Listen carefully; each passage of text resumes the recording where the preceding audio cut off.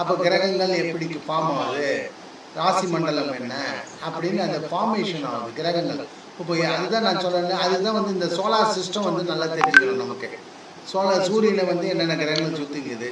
இப்போ சூரியன் வந்து சூரியனுக்கு ஃபஸ்ட்டு சுற்று வந்து புதன் சுற்றுறாரு, அதுக்கு அடுத்த சுற்று வந்து சுக்கிரன் சுற்றுறாரு, அதுக்கு அடுத்த சுற்று பூமி சுற்றுது. இந்த பூமி சுற்றும் போது பூமியே சந்திரன் சுற்றிங்கிறாரு.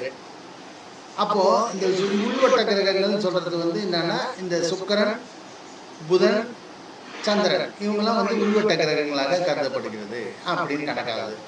அதாவது பூமிக்கும் சூரியனுக்கும் உள்ளே இருக்கக்கூடிய கேப் இதில் இருக்க கிரகங்கள்.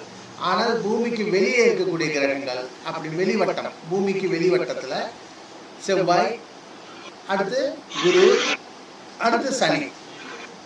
அப்போ இந்த வெளிவட்ட கிரகங்கள் வந்து செவ்வாய், குரு, சனி வந்து வெளிவட்ட கிரகங்கள். உள்வட்ட கிரகங்கள் வந்து சந்திரன், சுக்கிரன், புதன் உள்வட்ட கிரகங்கள்.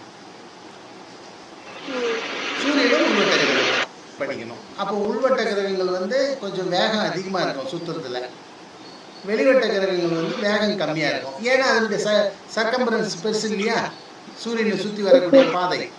அதனால naturally it takes more time.